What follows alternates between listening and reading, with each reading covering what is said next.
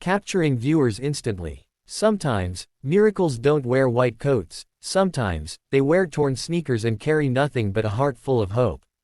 Wait till the end of this story, because what one poor boy did will remind you why humanity still matters. If you believe kindness can change the world, don't forget to like this video, subscribe, and share it, because this one deserves to be heard. It was a cloudy evening in Atlanta when billionaire entrepreneur Richard Hawthorne stood helplessly outside the hospital ICU. For the first time in his life, his money meant nothing. Machines beeped around his daughter, Lily, a bright 12-year-old girl whose laughter once filled his mansion like sunshine through glass. Now she lay pale and still, her heart failing faster than doctors could manage. "Mr. Hawthorne," the doctor said softly, "we've done everything. She has 24 hours, maybe less." The words fell like thunder. 24 hours. Richard stumbled out of the ICU, the world around him a blur. He had bought empires, built skyscrapers, and crushed competitors. But here, in front of a tiny hospital bed, he was powerless. Outside, the city lights blinked coldly as rain began to fall. A storm gathered, both in the sky and in his soul.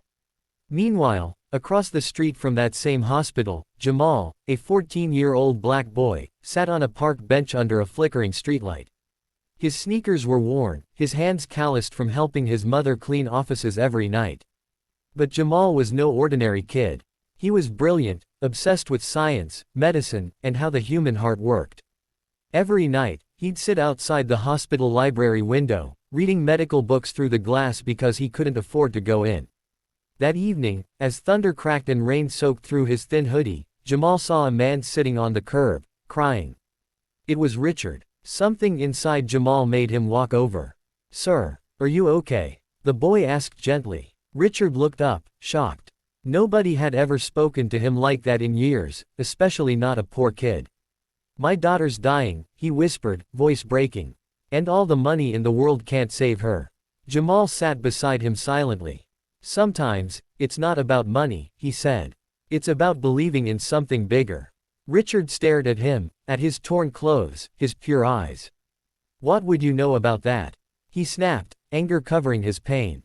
But Jamal didn't flinch. "I know my mom's been sick for years, and I pray every night.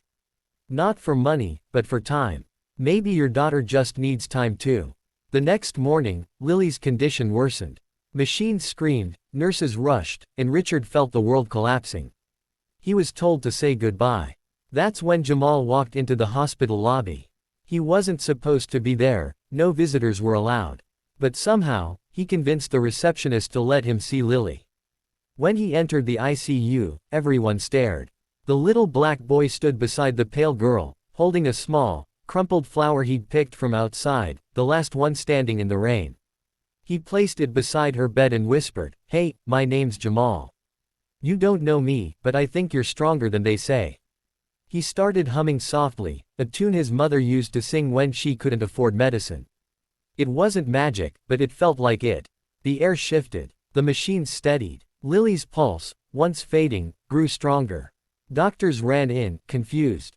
"What did you do?" one asked. Jamal shrugged, eyes wet. "I just talked to her.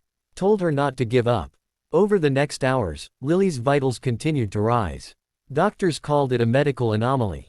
But Richard called it something else, a miracle. He asked Jamal how he even knew to come. The boy smiled shyly. "Last night, I dreamed about a girl in a white room who was crying. I felt like I had to come here today."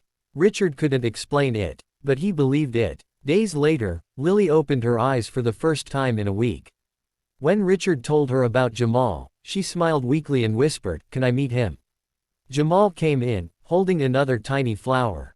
Lily giggled, "You saved me."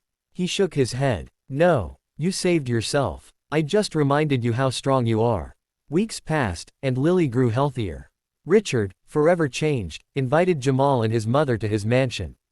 They were speechless. Marble floors, chandeliers, a world they'd only seen on TV. At dinner, Richard announced something that shocked everyone.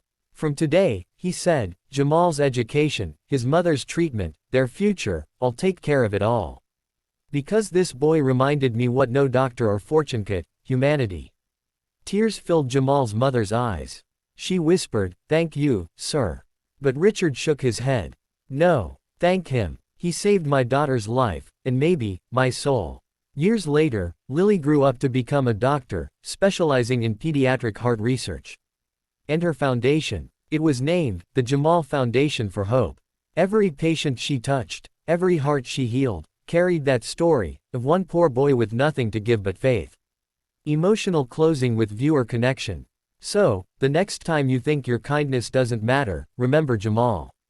He didn't have money, he didn't have power, but he had heart. If this story touched your soul even a little, please hit that like button, subscribe for more inspiring stories, and share it with someone who needs hope today. Because sometimes, the smallest hearts make the biggest miracles. Heart.